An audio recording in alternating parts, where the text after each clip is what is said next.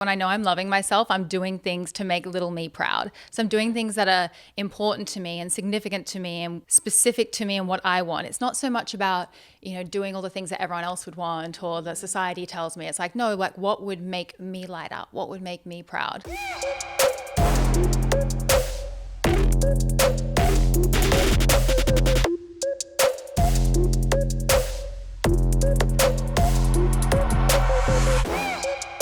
Hello, my billion-dollar baby, and welcome back.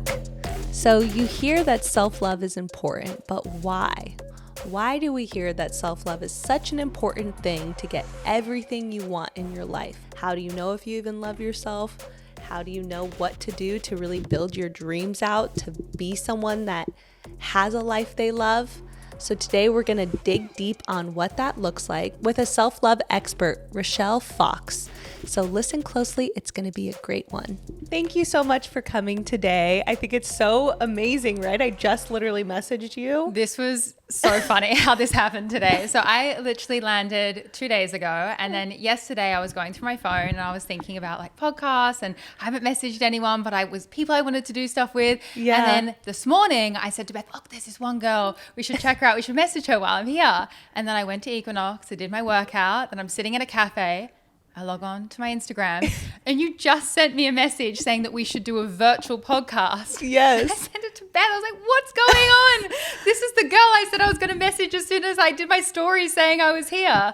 And then I messaged you and we're here on the same day. I know. Literally today we just talked and it was such perfect timing because I'm going out of town too. And I caught you right before. So yeah, I know we talked about a while ago about working together on a podcast, and I love your episodes and what you do on your show. So yeah, I'm so excited to have you on. I'm so excited to be here. Okay, so some of the things you talk about that I think would be really good to get into is self-love. Yes. So what does self-love mean to you, and why do you feel like it's important for other people to really care about self-love? Love that question. To me, self-love means loving myself where I'm at now, but also loving myself enough to keep aiming to where I want to go. So it's loving yourself at every stage. And I don't think self-love is just like radical, just being totally okay with now and just like kind of giving up and just like surrendering that I have to just make peace with everything. It's like, well, there are some things maybe I want to change and I want to strive for things. So it's like loving myself where I'm at, but also loving my journey and where I want to go and that kind of process. So that to me is self-love. And I think it is so important because without self-love, we are just on this kind of really strange journey of going places, but not understanding why we're going there. And we're going there from a place of emptiness rather from a place of being whole. And I think that the journey is the destination. I know that sounds so corny, but you have to love yourself at every part of the journey. You have to appreciate where you're going, and you have to like get into that energy of enjoying the whole entire process of getting there, because otherwise you're just in this constant like, I'm not enough, so I have to get here. I'm not enough, so I have to get there. Well, it's like, well, no, I'm enough now and I can get there. And I'm going to love myself getting there and enjoy the journey of getting there, not hating myself while I'm on the road to getting there. So true. And I think that for me comes down to the fact that the present moment is all there ever is. All we ever know is right now. And if you're in a constant state of hating yourself on the journey of getting to where you want to be, getting to where you're going to go is still the same moment. It's still now. So you might as well just accept yourself where you're at and love yourself on the journey of getting there and see it more as a game. Yeah. How does someone know if they love themselves or not? Well, that's a very good question. I think it's different for everyone. I think we all feel love in different ways. So I think you have to ask yourself firstly, like, what does love feel like to you? What is love to you? What is love to me? Yeah. Great question. It is a good question. It feels pure. Like I've been doing a lot of self-love meditation. So it makes me feel a lot of things I think about is like my inner little child. And then I put my screensaver on my phone is like a picture of me when I'm little with my sister. Oh, stop. To like remind myself, like little old me, like be nice to her. She's like a little kid. And so I feel like it's like pureness. It's like who you were as when you were young without all these problems and all these things that you thought you needed. So it's like getting back to your core. So it's like a pure energy of like, yeah, just actual appreciation for yourself? So similar to my answer. So my answer is really just making 7-year-old me proud. Yeah. Doing it for little me. That to me is like when I know I'm loving myself, I'm doing things to make little me proud. So I'm doing things that are important to me and significant to me and specific to me and what I want. It's not so much about, doing all the things that everyone else would want or that society tells me. It's like, no, like what would make me light up? What would make me proud? Yeah, that's so true. I think also self-love for me also, and I think people where they know if they're on at a good place with self-love is just feeling at home with yourself and in your body. Feeling like your body is home, like just being okay with being in your body and not dissociating. So that's a huge one. Yeah, because people will like run away from like being with themselves, whether it's like smoking weed or drinking alcohol or like just trying to escape from like themselves. I think a really good indication of that is just to ask yourself, what are you avoiding and why? So whenever you're avoiding something, it's usually because you're not accepting a part of yourself. So I think one of the big things in my self-love journey and the things that I teach with a lot of my students is that what is the part of yourself that you're not fully loving? What is the part of yourself that you're rejecting or that you're scared of or that feels too heavy? So for example, maybe growing up, you were told that you're too much. So you're shining really bright and you're feeling really confident, and then you're like, oh God, are people judging me? And you're wanting to shrink. Yes. And it's like learning to love that part of yourself that wants to be seen, that wants to be heard, that wants to glow and wants to be out there. Another example might be, learning to love the part of yourself that has boundaries. Yes. Love the part of yourself that can advocate for yourself, because maybe when you do that, you feel scared and your throat like starts to close up. So it's about learning how to integrate and not judge those parts and have like space for those parts. And if you feel like you're rejecting a part of yourself, sit with it and really do the work not to do those avoiding coping mechanisms. Coping mechanisms. Yes. That's what I'm looking for. Yes. I think that's a really big thing. Whenever I see myself trying to avoid something, I just sit with it. So give us an example so that people that like have never done any self-digging and really seen like, they know they might have like some negative thoughts, but they might not know like where they're trying to like escape from them, where they're trying to like escape from that part of them. So like what would be the first step to really seeing like, okay, I'm ignoring this part of me? I think the first thing is really just developing self-awareness. So starting just to watch yourself and observe yourself without judgment. So for me, that literally looks like for the first week. So if you really want to do this in a big way, it's not taking action for the first week. For the first week, you just start learning to observe yourself without judgment. So it's kind of like having like a third party view, and keep a little diary. When I first started doing this, I'd be like, ooh, feels jealous or feels triggered by someone, goes and eats Tim Tams. Those are really good Australian biscuits if you haven't had them. If I knew I was coming on this podcast, I would have bought you a box of Tim Tams. But like if I was wanting to avoid something, I would like go and binge and eat food back in the day. Or feeling uncomfortable scrolling social media and dissociating. So just start to observe first and don't try and change anything. Just notice the behaviors and don't try and change everything at once. So then take that one thing, the food thing or the social media thing or the weed thing or the alcohol thing, and tackle that one thing at a time. Because I think so many times we think that we have to change everything and do a whole entire like 180 on our lives. And it's like Rome was built, not in a day. Like it was built one step at a time. So we have to just look at it and be like, okay, this is, if you're dissociating or you're trying to, avoid something, then you're being triggered by that thing. And I think that all of our triggers are actually activators for our healing.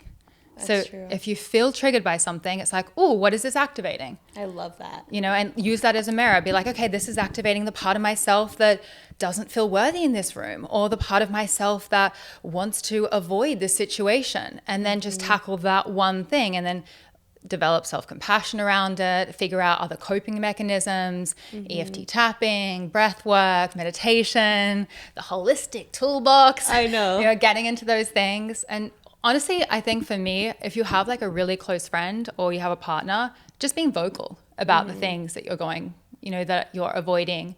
So you can like let people know like, hey, I struggle with this. I might need some help around this. Yeah, that's so good. That was such a good way to explain it too. Do you believe that you need to love yourself to really be fully loved by someone else?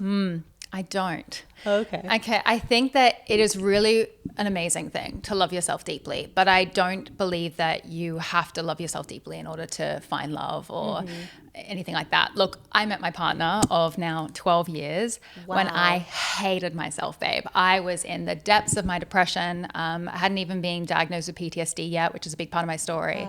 And I had bulimia, eating disorders, anxiety, panic attacks, like the whole kit and caboodle. I call myself like a mental health mixed bag. And I found my partner, and I don't think I was yet fully whole in a sense that like I didn't feel whole in myself. I was whole, but I didn't feel whole. And I went on a journey with myself while in that relationship of coming home to myself and learning to love myself, and also learning to love him more in the process. I think when you love yourself, you have more love to give to others. So I think if you do find love, or if you get in a relationship and you don't fully love yourself, if you go on that journey of learning to love yourself, your relationship's just going to get better. With not only yourself, but your partner, your friends, your parents, everything. But I don't think that you have to fully love yourself in order to find love. Because there are so many examples of people that have been down and out and have just, found someone and they've gone on that journey with them. It does take a certain kind of person to be on a healing journey with you. I agree. And I don't think that's always easy. I do think if you can put in the work and focus on yourself first, but don't close yourself off to love. We never know when love's gonna come our way. I think that's the beautiful thing about life. I would hate to ever tell someone that like you have to fully love yourself first before you find someone. Yeah, because I don't think you ever really fully get there where you're just like, oh, I'm like the perfect person. Like, I think what I've really learned along like my spiritual journey is like you're always going to be working on yourself and you're never going to feel like 100%, and that's life. Like you're always going to get back up and work on yourself and work on different parts of yourself. And I think that was the most like, okay, because I think when I first started out being like, okay, I need to change the way I think and I need to not be negative so I can get to where I want to go, that I always pictured this like perfect version of me, and then I always felt like I had so much work to do that I was never there. And you always are working on yourself. Yeah, so I call that like the self-concept. So we all have a self-concept. In our self-concept, I say there's 3 parts. So you have like who you are now, so just like the concept of who you think you are. Then you have your future self or your self-ideal, and this is the person that you want to be. It's like the vision board version of you. And then you have your self-esteem. And whenever you are trying to get somewhere, it's this bridge between like where you are now, where you want to be in your self-esteem, just finding that balance between. And our self-esteem can like throw us off, be like, you're not there yet, you haven't got it. And it's just learning to work with that self-esteem. But I don't even really focus on my self-esteem these days. I really just focus on self-compassion. That for me is on a journey of self-love. It's learning to love yourself where you're at, knowing that you can evolve and that you can change, and learning how to be kind to yourself on that journey. And knowing that it's not always going to be perfect. Like you're going to have days where it doesn't feel like it's working. You're going to have days where you're just like, it's not a good day today. And that's okay. I think trying to have, this 10 out of 10 score or just always be at like 110%, it's not realistic. I think if we just gradually, try and get better every single day, but give ourselves the space and grace. I was going to say too, like I've read about this too, so I'm curious your thoughts, but everyone's like deep wound, like everyone has a similar one as like the main one is not worthy, right? Yes. And so like self-love is constantly trying to remind yourself that you're worthy for the things you want, right? 100%. So if someone is trying to build their career and they, some days they feel good about it and they're building things they want to get to, and then there's other parts of them like their self-esteem that pop up and say that they're not worthy enough or they're not good enough or smart enough or whatever.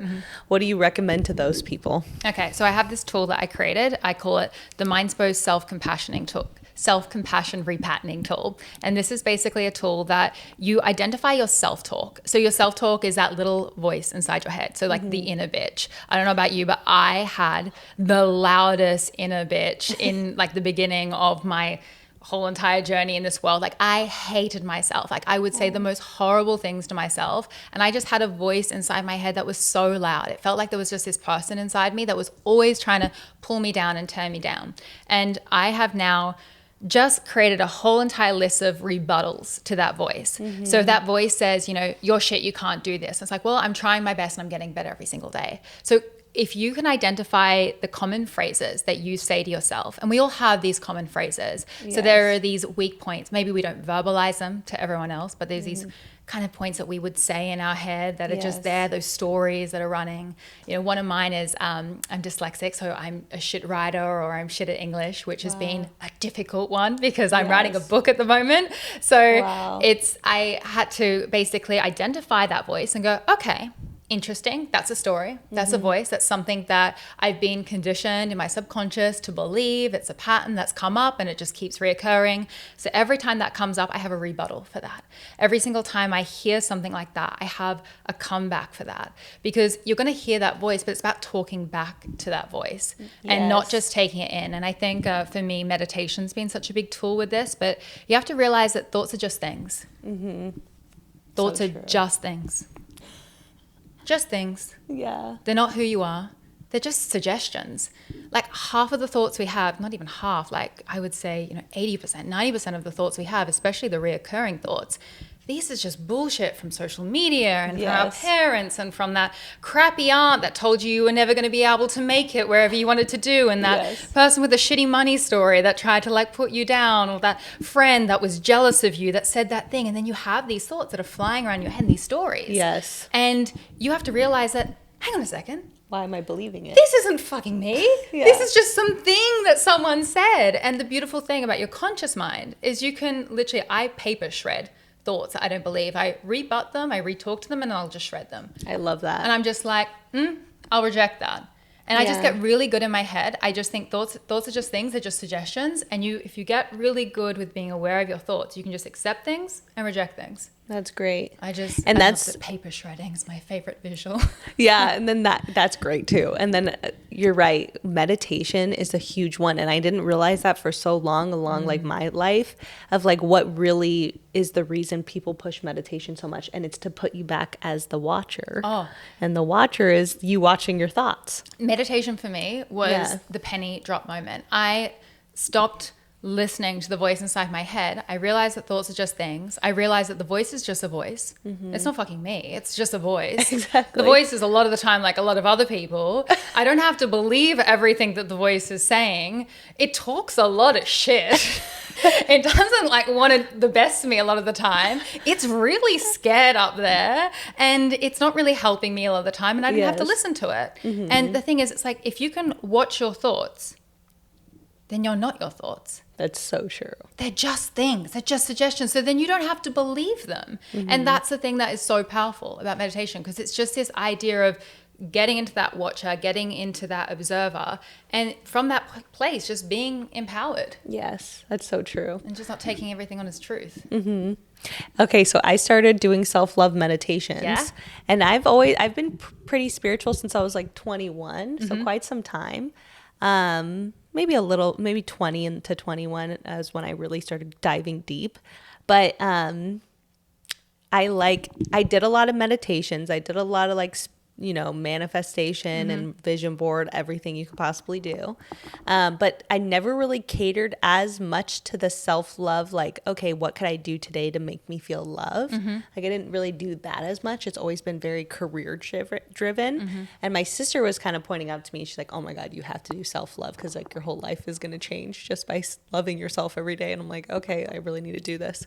And so I started doing it and within the first week, I saw that everything started working more in flow, things just started coming to me more easily. So I know that love is the most magnetic energy you can have. So how often do you practice self-love, and how do you show up with yourself to do those things? What ways do you do it? Okay, so we just talked about meditation, but I'd say that's my biggest self-love practice every single day.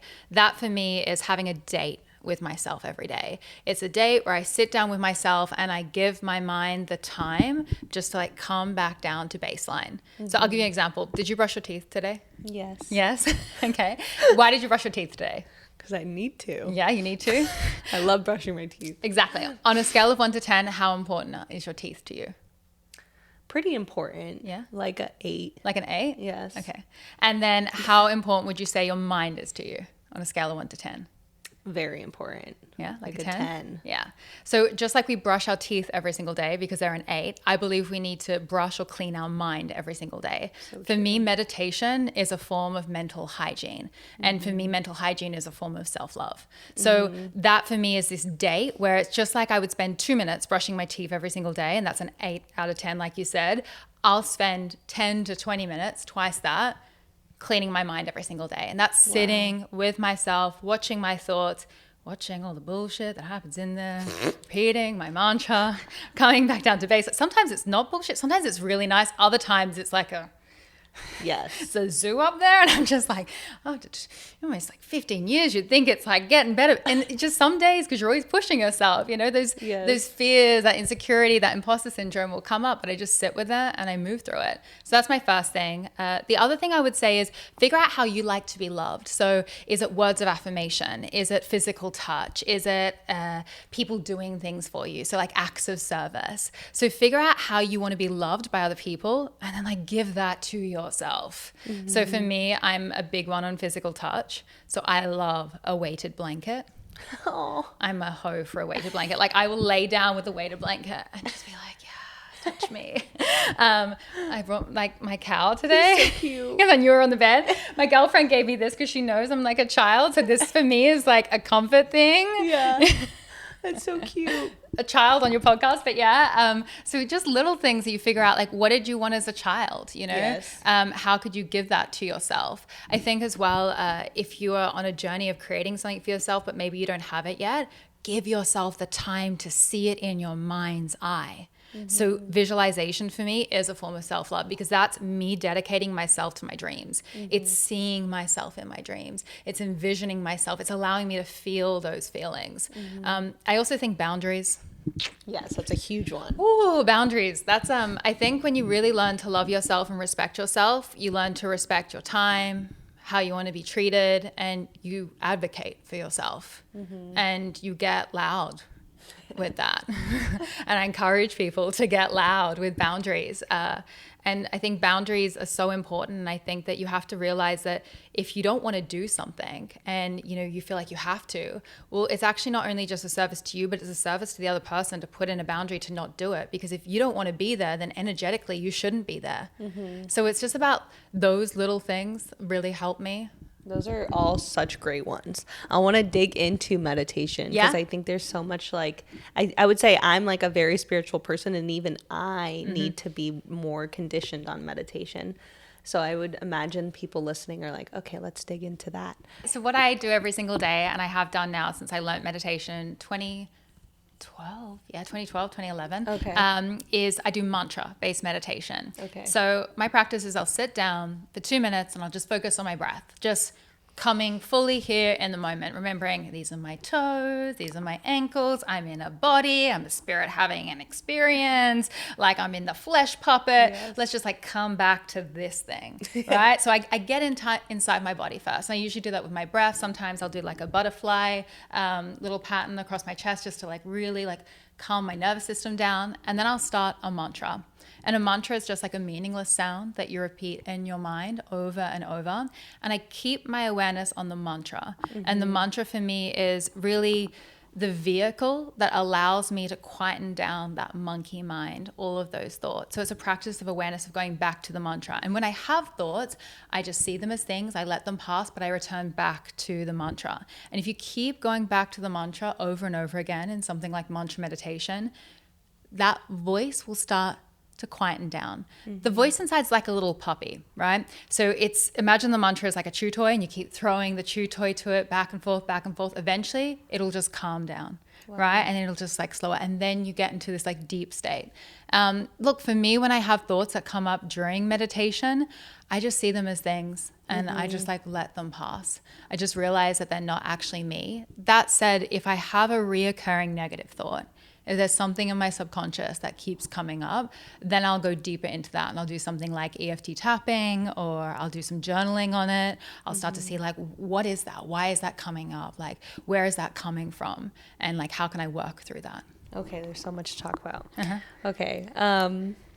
What is an example of a good mantra for someone? Because people might be like, I've heard some of those like hum ones and stuff, but I've never really done them, or I don't feel like I resonate with it as much for some reason. So I end up just, if I do a meditation, I just listen to like peaceful music and then try to like clear my mind. But like, what's a good mantra you've done? So if you want a more traditional mantra, so I like to practice meditation in a way that anyone can do it, whether you're from any religion or whether you're not religious or anything at all. So a lot of the time people just use more of like a Hindu mantra. So something like so, and that's a really harmonious sound. It's like a beautiful sound in the mind. So, but a lot of the time I have students that don't want to use a mantra like that for whatever reason.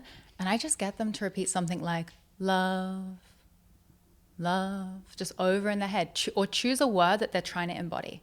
And just have that as your word that you say over and over and over again. You just keep coming back to it. And so how long do you do that for? 20 minutes. 20 minutes? Yeah, 20 minutes, girl. Oh, wow. Yeah. But it's really powerful because when you use a mantra or a sound or a word, or it could be an affirmation, it could be anything, right? When you use something as a vehicle to come back to, what it does is it entertains that part of the mind that wants to get distracted, right? And then it's this attention practice of coming back to this focal point, coming back to this focal point. Another way you could do it is just focusing your breath in, out, in, out, and just stay with the breath in, out. Yes, that makes sense. Okay, so. Or another one. Yes. Peace begins with me. Peace begins with me. That's a Kundalini one, but it's just really, really simple. I often do this one when I was in the beginning of my self-love journey. I was really triggered by everyone. Everyone was triggering me. I thought that like the world was out to hurt me. I hadn't yet taken responsibility for my shit, so I was seeing everyone as a trigger. I used to just be sitting there and having conversations with people, and I'd be tapping my fingers. Peace begins with me. But a lot of my students, if they don't want to use a traditional mantra or something like love, this can be very helpful, especially if you have like ADHD or something like that. If you feel like you can't really focus or you're having trouble just with something mentally, to have that touch point. Peace begins with me. Peace begins with me. And you just gently go through it. So when you do this, give us an example for people listening. Like, what do you feel like at the end of doing a 20-minute mantra? It totally depends on the day. Okay. So it's not, I think this is one of the biggest things with any form of meditation. Drop the expectations. I think we have this idea that meditation is meant to be this holy almighty, like at the end you're bliss, you're a monk on a mountaintop, you know, and that's, hey, I'm not telling you can't get there, but I think it's just like we wake up and we have this, you know, knowing that like, yeah, today we have an intention, today's going to be a good day, but not every day is a good day. Yes. Meditation will meet you where you're at. So if you're really stressed and anxious, maybe the meditation at the end, you still might feel a little bit like that, but your nervous system and your mind will have calmed down. So I think meditation isn't about getting to a certain feeling necessarily. It's having the intention, it'd be nice to get there, but just showing up, just how you'd show up for a workout or something like that. Just showing up regardless of how you feel on that day and just sitting with yourself. And what are the huge shifts that you've noticed by consistently practicing meditation? Oh my God, everything. Really? Oh yeah. So meditation for me was meditation saved my life. It changed everything for me. It made me realize that, you know, I'm not the voice inside my head. Like I said, my thoughts are just things. And that I was in this body, but I wasn't this body. I was so much more than this body. Like we are all so much more than this body. And I have so much love for this like flesh puppet that is Rochelle Fox. But at the same time, like it's just a vehicle to experience whatever this is. And I love whatever this is, but like this doesn't define me. And it's nice to dress up and do things and have fun with, but it isn't the end of the experience. Yes, that's huge. There's such a transcendent experience when you go within, when you start to just like love yourself and you listen to yourself on a deep level. My intuition developed. Before I learned meditation, I had no idea what my intuition was. I just thought that intuition was like this, oh yeah, this woo-woo woo thing. Now I get this like deep feeling in my heart when things are right. You know, today, like I was like, yeah, no time to get ready for a podcast, but we're gonna go. This feels good. My intuition's excited about this. Yeah. So I think that you learn to differentiate from the voice out there and the voice in here. That's huge. Which is your heart. You know, my heart speaks to me so much more these days. Other things of meditation, you just give less of a shit. Which is a really good thing on planet Earth, because there's a lot of people that give a lot of shits about a lot of things that they really shouldn't give a shit about, and they ruin their day and they ruin their experience and they ruin like what this thing is. And this is a really cool experience. Like it's really fun being human. And I think sometimes we kind of ruin it with just like overthinking and worrying about things and, you know, forgetting just to be here now in this moment and appreciate what we have. Yeah. It taught me how to be present.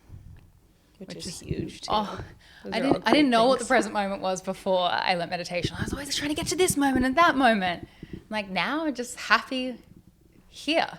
Yes. And I'm enjoying here. And I don't know what tomorrow's going to bring, and I'm excited about it, but I also just like this moment. And how can I get the most out of right now?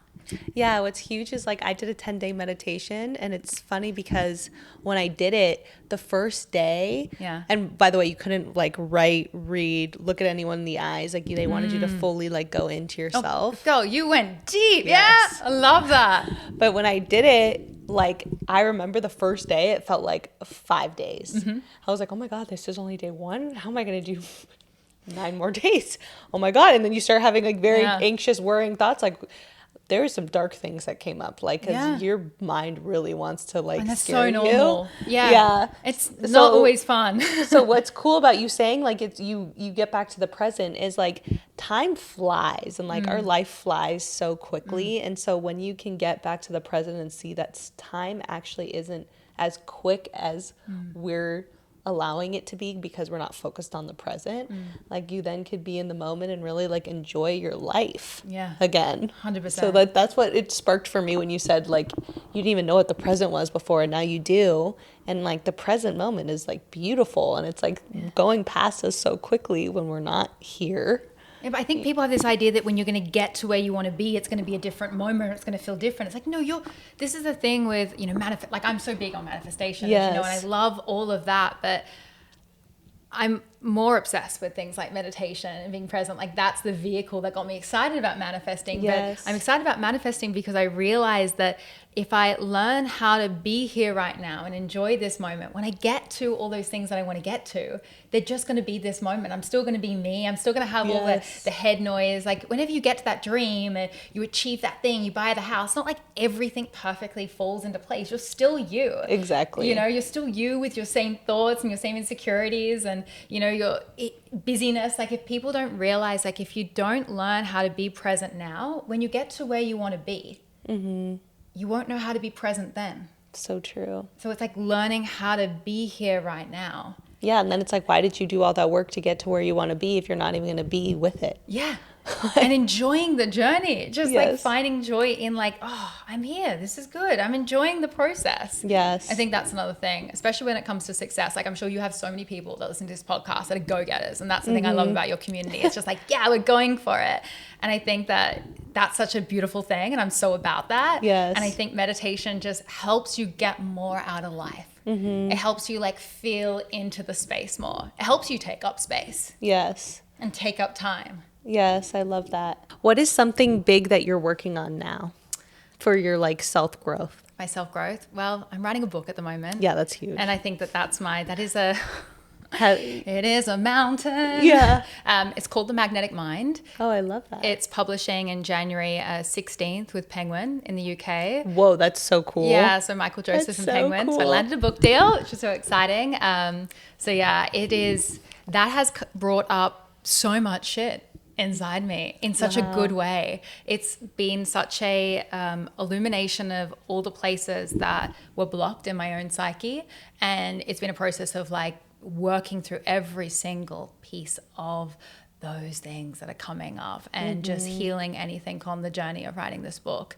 And that's been really interesting. I've done a lot of work on my self-concept during that. Like I said, I have dyslexia. Have had that since I was really young, and writing a book with dyslexia is a ride, and I've tried the whole, like, I'm not dyslexic, and it's like, it's okay, I am dyslexic, but that doesn't define me. And I think that's been so beautiful, just to sit with that and to learn how to navigate that as someone that has such a passion for writing and all the topics that I'm so interested in. I want to get my message out, and writing and speaking, it's such a powerful way to do it. And yeah, that's been an absolute ride, with sitting with all of my insecurities, all of my imposter syndrome, where I'm feeling very vulnerable with my writing, and just allowing that all to come up and process that, and learning how to just be in integrity with everything that I'm writing, and making sure that it's all coming from like a really heart-centered place. I actually went off social media for a bit to do that, which was really powerful. Wow. Yeah, I've heard that some writers will like literally go into like seclusion to like allow themselves not to have any writer's block. I have ghosted my socials, which I don't recommend. Consistency is key. But for me, I think that I really didn't want to be influenced by other people while writing this. And I've been doing more certifications. Like I said, I'm doing my EFT certification and other things. And I've really wanted to be in this space of, it's funny, today is really interesting for me because I have not been in my teacher space. I've been in like student space now for like the last 4 months. Like, I just haven't been doing my podcast. I haven't been giving at all to anyone. I've just been pouring into myself. Oh, I love that. Which is really nice. I think that that's one thing I've learned a lot in my self-love journey, just to realize like, what do I need as well, especially when you're serving, because everything that you do, I do, we're all serving in some kind of way. We're showing up, making sure that you're serving yourself and you're pouring back into yourself, so you don't end up pouring from an empty cup. So true. Or you don't just end up, doing shit work or regurgitating something from someone else, just making sure that it's coming from like a really ingrained place. So yeah, that's my big adventure at the moment, the magnetic mind. So what is the magnetic mind going to be about? If you can give us a highlight for everyone, so they stay tuned. It is a book that is all about teaching you how to use your mind to become magnetic. It's about teaching you all the ways that your mind is magnetic, and all the ways that you attract or repel the reality that you're wanting to create. So it's really a how-to book on how to rewire your subconscious. So it's going deep into, our belief systems, all of the things that you are holding on to, all those niggly things, and understanding like, where did that come from? How can I release that?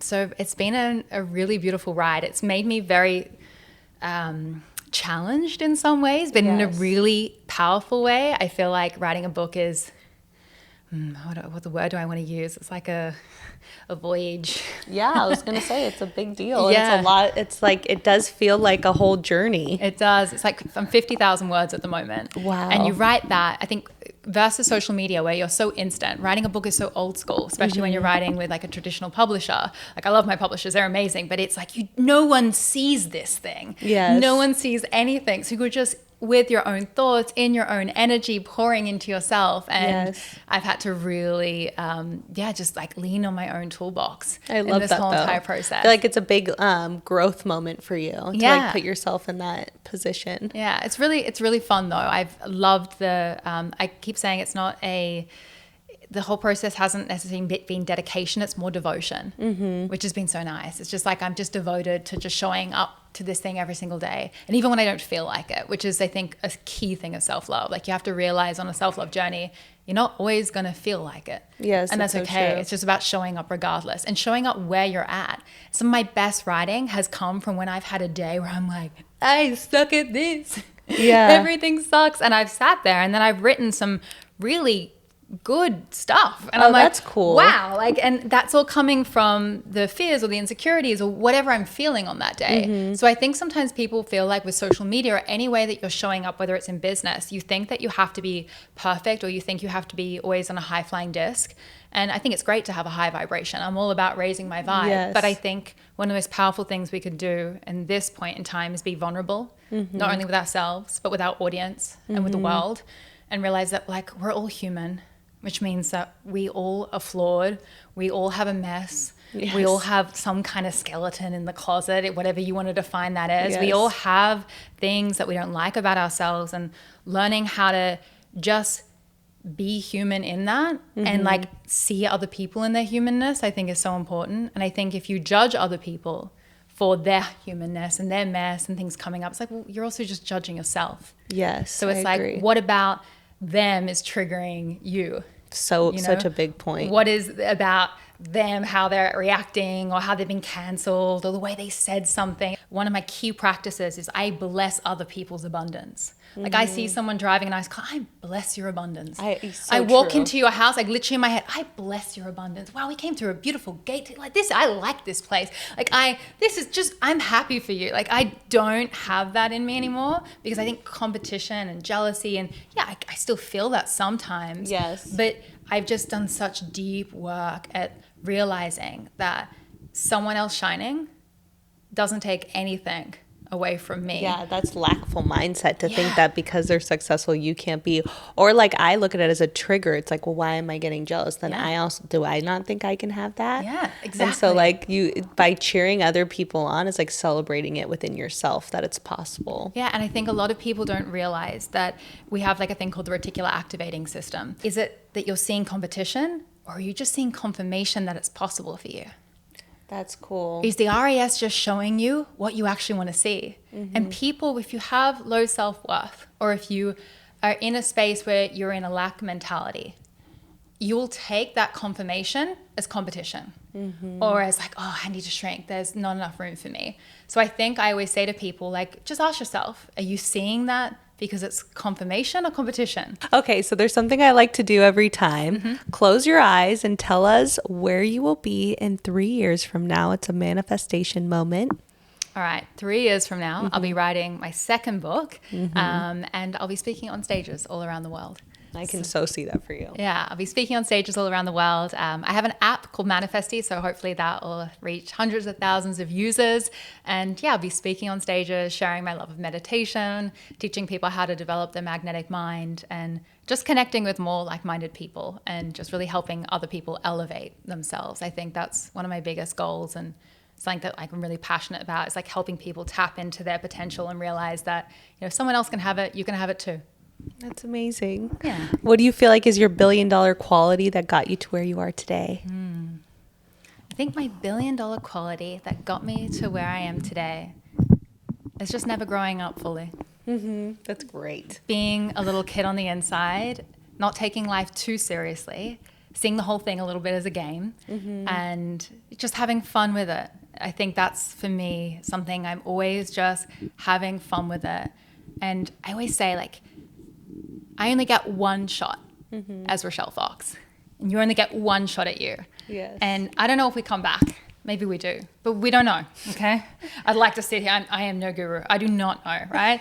And if I don't know if I'm going to come back, then all I know is that there's just one gameplay as me. And you've got one gameplay as you. So why not just go like all out, have fun, and stay childish and enjoy the journey along the way? That's like my favorite answer I've gotten, by the way. That's a great one. Yeah. I love being childlike. It's important. It's like makes life fun again. I know I have teddy bears everywhere. It's just, I think like people are like, I was thinking about it when I first started my podcast. I'm like, people are going to be like, why does she look like a kid with teddy bears? I'm like, because. This is why we're on this podcast together. We've got the same energy on that. I think it's so important. Yeah, when people fully grow up, I'm like, I'm so sad for you. No, like have fun again. Yeah, it's huge. It's so important. Okay, so you have a book coming out. Yeah. You have your podcast. You have an app called Manifesty. So Manifesty is all about creating a reality. We have this thing called manifestation movies, which is like the main tool. And manifestation movies are all about creating a vision board that comes to life. So you choose a track. We have all these high vibe tracks in there. You choose affirmations and then you choose your visuals. And then it plays a movie every single day, and that helps prime your subconscious mind, helps activate your reticular activating system and just get you to where you want to be. And I've manifested things with that. So that's a huge, people should check that out. Yeah. So I love, the app's really fun. I think it's so cool to have created code that helps people visualize and create their own reality. That's so cool. I always wanted something. I wanted something that people could go on where they felt, oh my God, this is like my creation space. This is my, no social media, no feed, no input. Like this is just like where I get to create. I love that. Yeah. We also have this new section in the app called Journeys. So we have this like 28 days actually, 28-day identity shifting journey. And that's all about helping you shift your identity to like the person that you really want to become. Because I think at the end of the day, if you want something, if you want to create something in your life, you want to create a business, you want to be an influencer, you want to write a book, it is all about becoming the identity of the person that has that thing. So true. And I think when you can just like focus on identity work, that's like, whew, huge shift.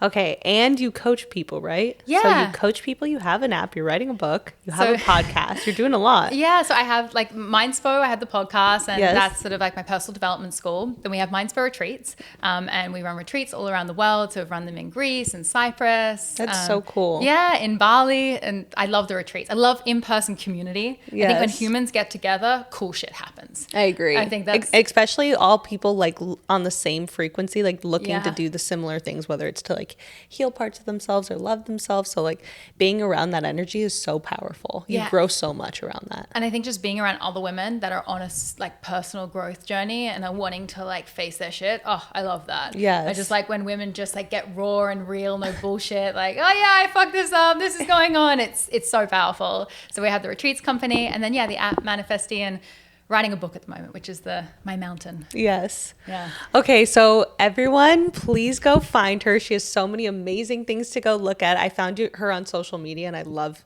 your podcast. And so everyone should go check you out and let them know where they can find you on socials. Okay, so on socials, I'm Rochelle_Fox, and then my other company is Mindspo or Manifesting app. Yay. Thank you for Manifesting. coming. Yeah, thank you so much You're for the having best. me. You're so lovely. Your Oh. energy is amazing. This was so fun. Thank you so much, my billion-dollar baby, for listening to today's episode. I hope you really enjoyed this one and really look inwards to have some self-love. Let me know in the comments which parts resonated with you the most, and I'll be reading and replying, and then I'll see you next Tuesday.